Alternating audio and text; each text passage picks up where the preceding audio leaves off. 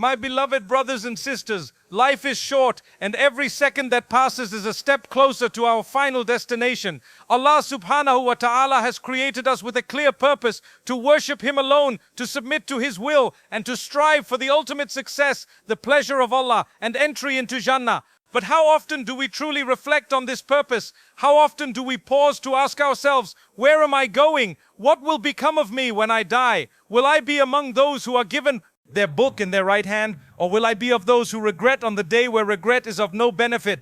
Allah reminds us in the Quran in Surah Al-Hadid verse 20, know that the life of this world is but amusement and diversion and adornment and boasting to one another and competition in increase of wealth and children, like the example of a rain whose plant growth pleases the tillers. Then it dries and you see it turned yellow. Then it becomes scattered debris. This life is temporary, fleeting, a test. The real life begins after death. That is why the Prophet Muhammad said, be in this world as though you were a stranger or a traveler. My dear brothers and sisters, the day of judgment is not a theory. It is a promised reality. Allah does not break His promise. On that day, every soul will be held accountable. Every deed, every glance, every word will be brought forth. Allah says in Surah Al-Zalzalah, so whoever does an atom's weight of good will see it, and whoever does an atom's weight of evil will see it. Can you imagine that even the tiniest action will be accounted for? Even a kind word to someone or a rude comment made in private. Nothing is lost in the records of Allah. But despite the severity of that day, Allah's mercy is vast. He says in a Hadith Qudsi, my mercy prevails over my wrath. This gives us hope, my brothers and sisters. Hope that no matter how much we've sinned, if we turn to Him with a sincere heart, He will forgive. Allah says in Surah Az-Zumar, say, O my servants who have transgressed against themselves by sinning, do not despair of the mercy of Allah. Indeed, Allah forgives all sins. Indeed, it is He who is the forgiving, the merciful. But that mercy must be sought. It must be chased with repentance, prayer, and righteous action. Too many of us are asleep, chasing dunya, addicted to comfort, distracted by our phones, entertainment, careers, and social validation. My brothers and sisters, wake up, the grave is coming, the trumpet will be blown, the scrolls of deeds will be opened, and on that day, nothing will save us but our faith and good deeds. The Prophet, peace upon him, described the day of judgment as a day that will last 50,000 years. 50,000 years, and the sun will be brought 1 mile above the heads. People will be drowning in their sweat, each according to their deeds. Sahih Muslim. People will be gathered barefoot, naked, and uncircumcised, and they will stand in anxiety and fear until Allah comes to judge between them. But for the righteous, for those who feared Allah in secret, who prayed when no one was watching, who gave charity quietly, who forgave those who wronged them, there will be shade. The Prophet mentioned 7 categories of people who will be shaded by Allah on that day when there is no shade but His star. Strive to be among them. Strive to be the youth who grows up in the worship of Allah. Strive to be the one whose heart is attached to the masjid. Strive to be the one who remembers Allah in private and their eyes fill with tears. What is this Jannah that we are striving for? Allah has described it in such beautiful terms that the mind can barely comprehend. In Surah Muhammad, He says, is the description of paradise which the righteous are promised, wherein are rivers of water unaltered, rivers of milk, the taste of which never changes, rivers of wine delicious to those who drink, and rivers of purified honey, in which they will have from all kinds of fruits and forgiveness from their Lord. My brothers and sisters, this Jannah is not a fantasy, it is a promise. The Prophet said, in paradise there are things that no eye has ever seen, no ear has ever heard, and no human heart has ever imagined. Imagine walking through gardens with rivers flowing beneath, reclining on raised couches, served by angels, surrounded by peace. No pain, no jealousy, no death, and above all seeing Allah, your Creator. This is the greatest reward. Allah says in Surah Yunus verse 26, for those who have done good is the best reward, and even more. The Prophet explained that even more means seeing Allah. But this Jannah is not cheap. It requires sacrifice, it requires discipline, it requires staying away from haram even when it's easy. The Prophet said, Hellfire is surrounded by desires and paradise is surrounded by hardships. Yes, it's difficult to wake up for Fajr. Yes, it's hard to lower your gaze. Yes, it's a struggle to wear hijab or grow a beard or resist temptation. But the reward is worth it. Every prayer, every fast, every dollar spent for Allah's sake, every moment you control your anger, every tear you shed in sajda, it is not wasted. Allah is counting it. Allah says in Surah Al-Imran, indeed, I do not allow the deeds of any doer among you to be lost, whether male or female. But on the flip side, my brothers and sisters, there is Jahannam. It is not a myth. It is not a metaphor. It is real. The Prophet described it with terrifying imagery. He said, the fire you burn with is one part of 70 parts of the fire of hell. In Surah Al-Mulk, verse 6 through 7, Allah says, and for those who disbelieved in their Lord is the punishment of hell, and wretched is the destination. When they are thrown into it, they hear from it a dreadful inhaling while it boils up. Do we want to be among those who ignored the warnings, laughed at reminders, mocked the practicing Muslims, and then found themselves begging for one more chance? Allah describes this in Surah As-Sajdah. If you could but see when the criminals are hanging their heads before their Lord, saying, our Lord, we have seen and heard, so return us to the world, we will work righteousness. Indeed, we are now certain, but there is no return. This life is our only chance. This is the time to act. So my brothers and sisters, what are you waiting for? Don't delay your repentance. Don't postpone your salah. Don't say, I'll change when I'm older. Death doesn't come with a warning. The angel of death will not wait for you to finish your plans. Allah says in Surah Munafiqun, verse 10, and spend in the way of Allah from what we have provided you before death approaches one of you, and he says, my Lord, if only you would delay me for a brief term, so I would give charity and be among the righteous. The time is now. Turn to Allah, cry to Him, ask Him for guidance, seek His forgiveness every night before you sleep. Improve one thing today, whether it's your prayer, your character, your speech, your company, and never lose hope. Allah is more merciful than a mother to her child. Let's be among those who on the day of judgment are called by the angels. Peace be upon you for what you patiently endured, and excellent is the final home.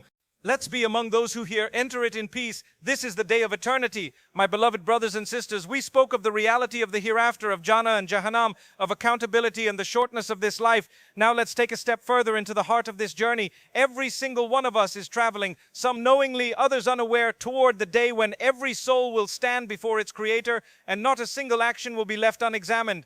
Allah says in Surah Al-Inshikak, O mankind, indeed you are laboring toward your Lord with great exertion and will meet Him. We are all moving. The clock doesn't stop. The grave doesn't wait, and the scales will be brought. The scrolls will be opened, and the witnesses will be our own limbs, our own eyes, our own tongues. Allah says in Surah An-Nur, verse 24, on the day when their tongues, their hands, and their feet will bear witness against them as to what they used to do.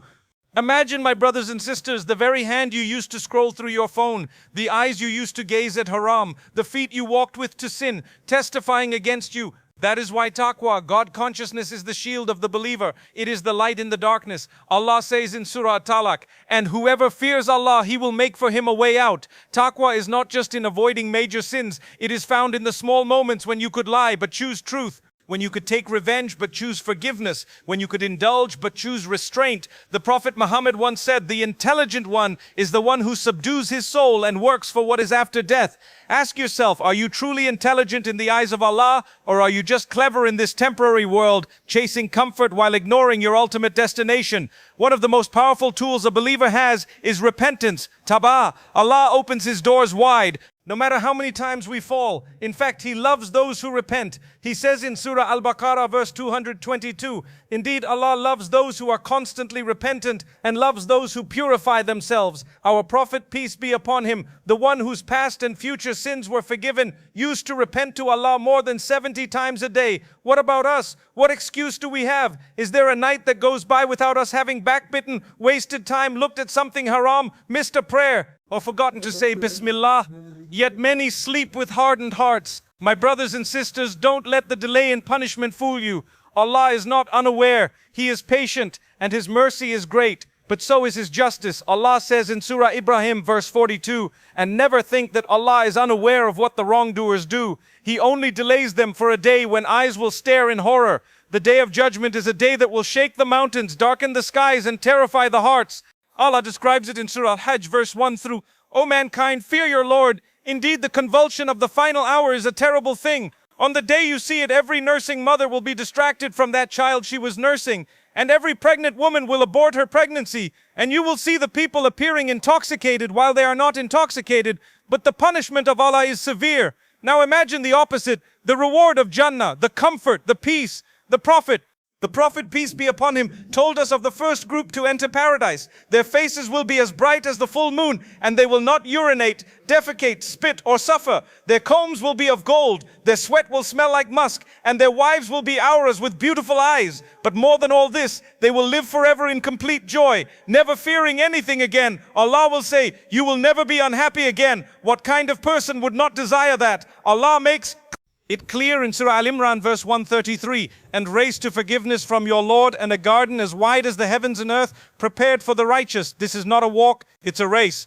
Are you racing? Or are you standing still while others are fasting, praying at night, giving in charity, serving their parents, and seeking knowledge? A person once asked the Prophet, peace be upon him, when is the hour? He replied, what have you prepared for it?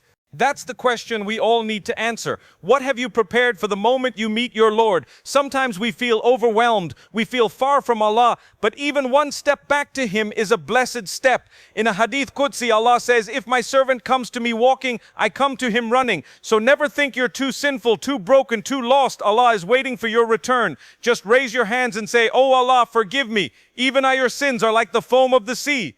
His forgiveness is greater, but don't wait. Don't let shaitan whisper, you still have time.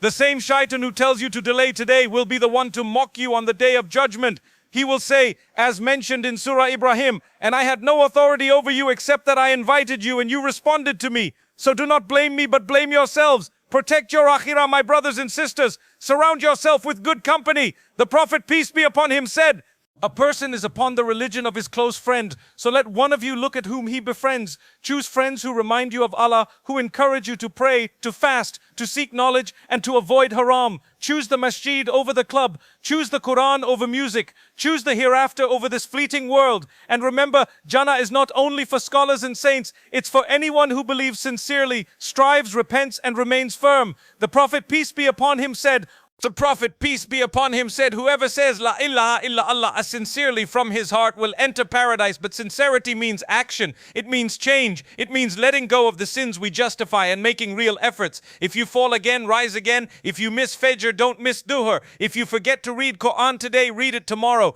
Keep fighting, keep asking, keep crying. Allah sees your struggle. He is closer to you than your jugular vein. Don't let the day of judgment surprise you. Don't be among those who will say, I wasted my life, I chased the world, I ignored the truth. Instead, be of those who receive their book in their right hand and shout with joy, here, read my record. Indeed, I was certain that I would be meeting my account. Let us renew our intentions. Seek forgiveness and aim for Jannah today. Make dua right now. Say, oh Allah, I ask you for Jannah and seek refuge in you from the hellfire. My beloved brothers and sisters, we are all striving, but the real question is, what are we striving for? Is it comfort in the dunya or success in the Akhirah? Are we building palaces in this world that will crumble into dust? Or are we planting the seeds of gardens in paradise that will last for eternity? The answer lies not in what we say, but in how we live. Allah reminds us in Surah Al-A'raf, but you prefer the worldly life while the hereafter is better and more enduring. Yes, the world is attractive. It pulls at the heart. It offers quick pleasure, instant satisfaction, and shiny distractions. But the true believer is the one who looks beyond, who sees with the eyes of the heart, who understands that real success is not a big house, a high salary, or fame, but being among those whom Allah is pleased with on the day of judgment. The Prophet, peace be upon him, said, the clever person is the one who subdues his nafs and works for what comes after death. And the foolish person is the one who follows his desires and hopes in Allah's mercy without action. So ask yourself sincerely, are you preparing for the day when you'll be placed in the grave alone with your deeds, your intentions, your prayers, your sins? The grave is the first station of the hereafter. If it is good, what follows will be better. If it is bad, what follows will be worse. The Prophet, peace be upon him, said, the grave is either a garden from the gardens of paradise or a pit from the pits of hell. How many of us have prepared for our burial, for that dark, silent space where we will be questioned by the angels? Who is your Lord? What is your religion? Who is your prophet? Will we answer with confidence or with confusion? Will our hearts speak the truth or will the tongue fail? That's why every day matters. Every salah matters. Every moment you lower your gaze, every time you forgive, every time you hold your tongue when angry, every tear you shed in dua, it matters. These are not small deeds, these are acts of eternal value. Allah says in Surah Kahf, indeed, those who have believed and done righteous deeds, indeed, we will not allow to be lost the reward of any who did well in deeds. Even a smile is charity. Even helping someone cross the road, giving a sip of water to a thirsty animal, being kind to your parents, all of it weighs heavy in your favor. The Prophet, peace be upon him, said, fear the fire, even if by giving half a date in charity. So never belittle any good deed. It may be your ticket to Jannah. And likewise, beware of seemingly small sins, because on the day of judgment, many people will find themselves themselves overwhelmed by sins they didn't even consider. The Prophet, peace be upon him, once said, beware of minor sins, for they will gather around a person until they destroy him. Don't let backbiting become normal. Don't let missing salah become a habit. Don't let rude behavior become your personality. Purify yourself step by step, day by day. Allah says in Surah Ash-Shams, He has succeeded who purifies it, and He has failed who instills it with corruption. Your nafs, your soul, can be your biggest enemy or your strongest ally. It depends on what you feed it, the Quran or the desires, prayer or procrastination, humility or arrogance. And remember, the mercy of Allah is vast. Never think you're beyond hope. No matter how deep the sin, the door of Tawbah remains open until your soul reaches your throat. Allah says in Surah An-Nisa, and whoever does a wrong or wrongs himself but then seeks forgiveness of Allah will find Allah forgiving and merciful. Do you know the story of the man who killed 99 people? He was the worst of sinners, but he had remorse. He sought a way out. He went to a monk and asked if he could repent. The monk said no, and so he killed him too, making it 100. But then he was told to seek knowledge. He found a scholar who told him that no matter what, repentance is always open. On the way to the land of the righteous, he died. And Allah forgave him because his heart had truly turned. So no matter how many times you've failed, don't give up. Don't despair. Cry to Allah tonight. Beg Him for guidance. And then take action. Change your surroundings. Change your habits. Start fresh. We live in a time where sin is easy and distraction is everywhere. But that only makes your good deeds more precious.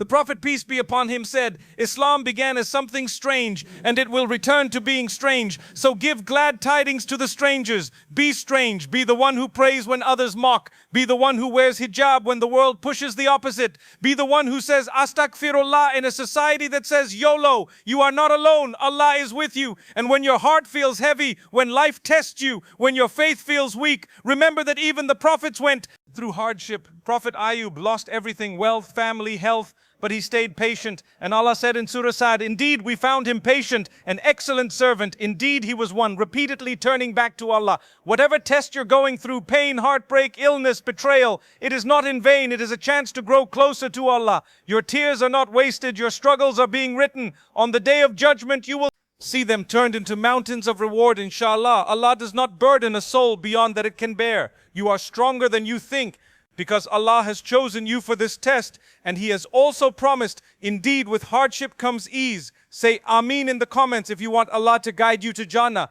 And if this reminder touches your heart, don't keep it to yourself. Share it, and you never know, someone may change because of your post.